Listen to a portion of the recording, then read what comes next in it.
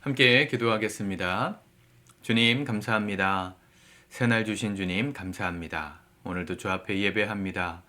우리의 예배를 받아주시고 우리의 삶이 예배가 되게 도와주시옵소서. 예수님의 이름으로 기도드립니다. 아멘. 우리 찬송가 461장 찬양하시겠습니다.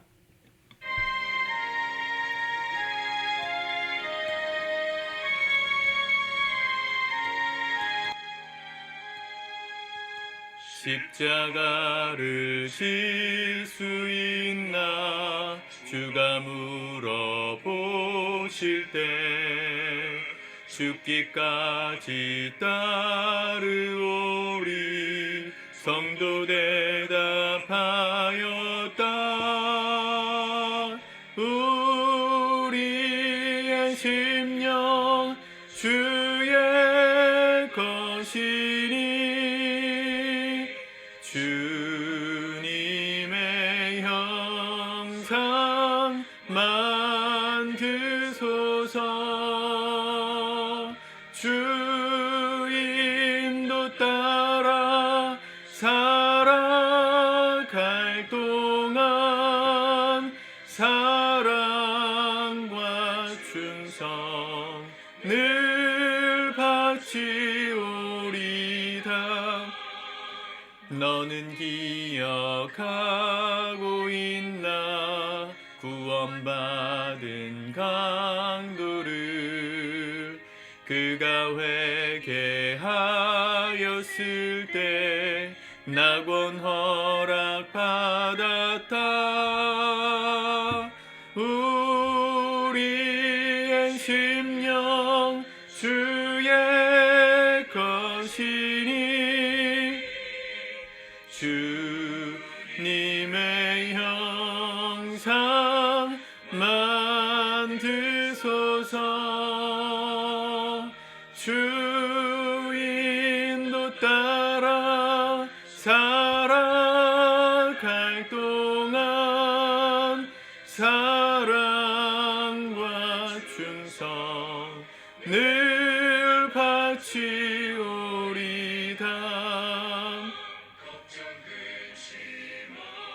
든 그늘 너를 둘러 덮을 때 주께 내 영 맡기겠나 죄웃은 니 믿으며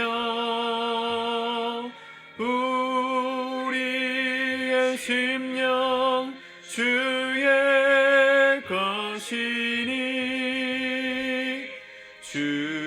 주님의 형상 만드소서. 주 인도 따라 살아갈 동안 사랑과 충성 늘 바치오리다.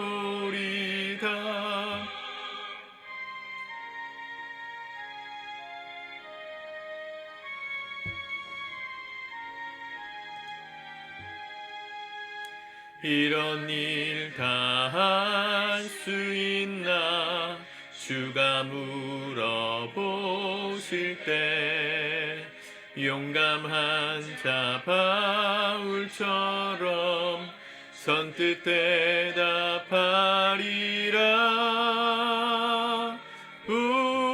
우리의 심령 주의 것이니 주님의 형상 만드소서. 주 인도 따라 살아갈 동안 사랑과 충성 늘 바치오리다.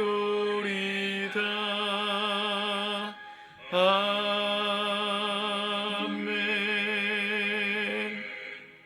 아멘. 오늘 하나님 말씀은 여호수아 10장 16절에서 28절까지의 말씀입니다. 같이 먼저 읽고 묵상하겠습니다.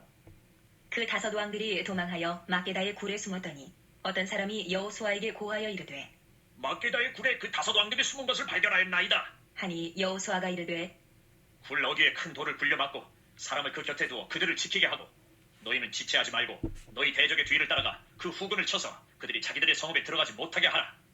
너희 하나님 여호와께서 그들을 너희 손에 넘겨주셨느니라. 하고 여호수아와 이스라엘 자손이 그들을 크게 살육하여 거의 멸하였고 그 남은 몇 사람은 견고한 성들로 들어간 고로 모든 백성이 평안히 막게다 진영으로 돌아와 여호수아에게 이르렀더니 혀를 놀려 이스라엘 자손을 대적하는 자가 없었더라. 그때에 여호수아가 이르되 굴 어귀를 열고 그 굴에서 그 다섯 왕들을 내게로 끌어내라. 하매 그들이 그대로 하여 그 다섯 왕들 곧 예루살렘 왕과 헤브론 왕과 야르뭇 왕과 라기스 왕과 에글론 왕을 굴에서 그에게로 끌어내니라. 그 왕들을 여호수아에게로 끌어내매 여호수아가 이스라엘 모든 사람을 부르고 자기와 함께 갔던 지휘관들에게 이르되 가까이 와서 이 왕들의 목을 발로 밟아라. 하매 그들이 가까이 가서 그들의 목을 밟으매 여호수아가 그들에게 이르되 두려워하지 말며 놀라지 말고 강하고 담대하라. 너희가 맞서서 싸우는 모든 대적에게 여호와께서 다 이와 같이 하시리라. 하고 그 후에 여호수아가 그 왕들을 쳐 죽여 다섯 나무에 매달고 저녁까지 나무에 달린 채로 두었다가 해질 때에 여호수아가 명령하매 그들의 시체를 나무에서 내려 그들이 숨었던 굴 안에 던지고 굴 어귀를 큰 돌로 막았더니 오늘까지 그대로 있더라. 그날에 여호수아가 막게다를 취하고 칼날로 그 성읍과 왕을 쳐서 그 성읍과 그 중에 있는 모든 사람을 진멸하여 바치고 한 사람도 남기지 아니하였으니 막게다 왕에게 행한 것이 여리고 왕에게 행한 것과 같았더라. 아멘. 오늘 여호수아가 이 아모리 연합 왕 다섯 왕들의 목숨을 끊고 그 땅을 차지하는 말씀이 기록되어져 있습니다. 하나님의 기적으로 어제 여호수아가 해가 중천에 걸리도록 하나님께서 승리를 주실 때까지 자연 현상까지도 멈추게 하시는 기적을 통하여 하나님의 살아계심을 이 가나안 땅에 드러내셨습니다. 그리고 도망한 이 다섯 왕들을 찾아다가 오늘 24절부터 25절에 보면 그들의 목을 밟고 또 그들을 나무에 달아서 매달아 두었다가 이 시체를 굴 안에 넣고 장사 지내는 장면까지 오늘 기록되어져 있는 거죠. 하나님의 명령으로 지금 가나안 땅을 정복하는 중입니다. 이 장면을 읽을 때마다 제가 생각나는 장면이 또 하나 있습니다. 창세기 14장에 보면 아브라함이 이 가나안 땅에 정착하는 과정에서 이 그돌라오메를 중심으로 했던 그 소돔 왕 그리고 네 왕 다섯 왕과 연합한 이 그돌라오멜 연합군을 아브라함이 무찌르고 이 잡혀갔던 조카 롯을 건져오는 구해오는 그 이야기가 늘 생각납니다. 장소가 아마 비슷했을 겁니다. 이 지금 가나안 땅에 있는 지역의 왕들을 여호수아가 멸한 것인데 그때 그 지역을 비슷하게 다스리고 있었던 고대의 왕들이 아브라함과 더불어서 전투를 벌였고 아브라함이 이겼습니다. 아브라함은 사병을 가진 부족장이었을 것으로 보이는데 지금 여호수아는 군대를 거느린 군대 장관인 것이죠. 규모가 좀 더 커졌을 뿐 고대 시대 아브라함이 싸웠던 그 가나안 땅에서의 연합군과의 전투가 오늘 또 한 번 실현되고 재현되는 겁니다. 아브라함이 가나안 땅을 차지할 때 그 땅의 연합군들과 싸울 때 목적이 분명했습니다. 그 땅에 있는 왕들을 심판하시는 하나님의 도구로서 아브라함이 쓰임 받았듯이 여호수아도 하나님 앞에 죄가 가득 차버린 이 아모리 지역에 있는 왕들을 하나님이 여호수아를 통해서 심판하시는 겁니다. 아모리인들의 죄가 아직 차지 아니하였다. 이런 표현들이 우리가 그 창세기 요셉의 이야기를 읽기 전에 아직 그 땅을 하나님께서 가나안 땅을 이스라엘에게 주지 않으셨다는 말씀을 하실 때 아모리인의 죄가 아직 차지 않았다. 이런 표현들을 볼 수 있거든요. 아모리 왕들의 죄가 찼을 때 하나님은 여호수아를 통해서 그 땅을 쓸어버리신 겁니다. 고대 시대 소돔과 고모라 그 땅이 멸망하기 직전에 아브라함을 통해서 한번 그들을 처단하셨던 일이 있었던 것이죠. 비슷하게. 그럼에도 불구하고 회개하지 않으니까 하나님은 이 소돔과 고모라를 완전히 심판하시는 멸망시켜 버리시는 자연현상을 통하여 하나님의 심판을 주시는 장면이 기록되어져 있습니다. 하나님의 말씀은 지금도 동일합니다. 고대 시대나 여호수아 시대나 오늘 우리 시대나 시간적인 차이는 있을 수 있을지 몰라도 하나님 앞에 살아가는 우리의 삶에 대한 하나님의 심판 기준은 똑같습니다. 죄가 차기까지, 심판의 때가 이르기까지 하나님은 회개할 수 있는 기회를 주십니다. 돌이킬 수 있게 하시고 하나님 앞에 자복하게 기다려 주십니다. 그런데 그 하나님의 기다리심을 거역하고 죄가 관영하면, 죄가 가득 차면 하나님은 심판의 칼을 들어서 심판하십니다. 여호수아가 가나안 땅을 정복했던 전쟁을 어떤 역사학자들은 피해 전쟁, 원조 십자군 전쟁이다 하면서 비아냥거렸습니다. 하나님은 하나님의 백성들만 사랑하시고 이방 백성들은 싫어하신다. 오해입니다. 하나님 그렇지 않으십니다. 유대인들만 살리시기 위해서 다른 민족을 이렇게 잔인하게 죽이신 게 아닙니다. 그들이 죄가 하나님 앞에 가득했기 때문에 치신 겁니다. 그 중에서 가장 큰 죄 중에 하나였던 이 동성애 문제가 소돔과 고모라 땅에도 가득했고 또 이 아모리 땅에도 가득했습니다. 그래서 나중에 여호수아가 이 모든 정복 전쟁을 가나안 땅 정복 전쟁을 끝내고 난 다음에 하나님이 그들에게 말씀하실 때 너희는 이 가나안 땅의 아모리 족속의 풍습을 따르지 말아라. 배우지 말아라. 그들의 풍습을 답습하지 말아라. 말씀하시거든요. 그 답습했던 죄 중에 한 가지가 바알 우상을 섬기는 우상이었고요. 또 하나가 동성애였습니다.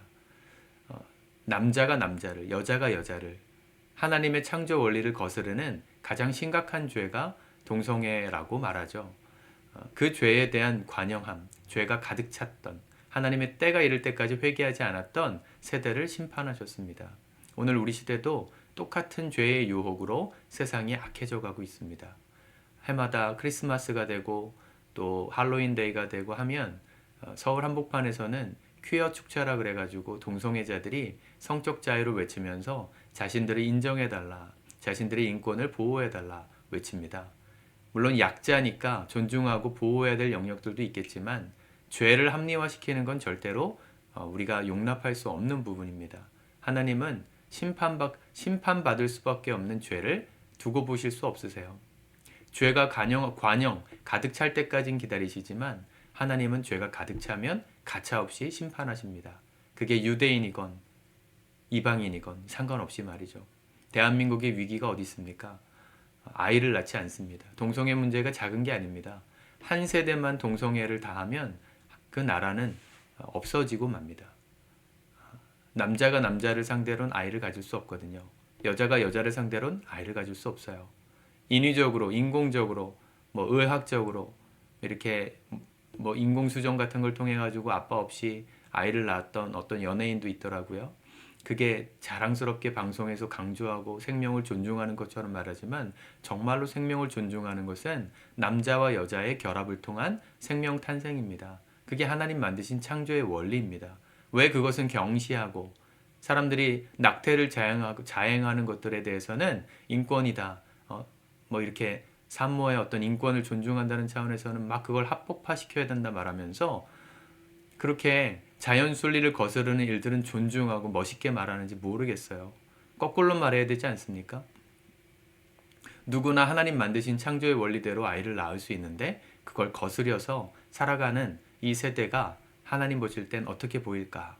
우리 생각해야 합니다.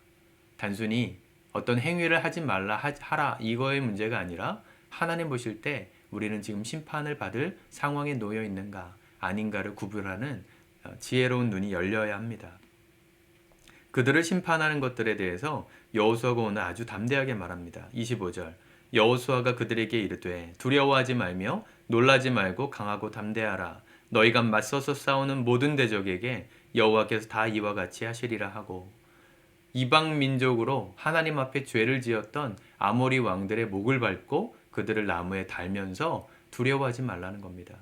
그들의 인권을 무시하는 게 아닐까? 하나님은 우리만 편애하시는 게 아닐까? 이건 이기적인 게 아닐까? 그렇게 생각하지 말라는 겁니다.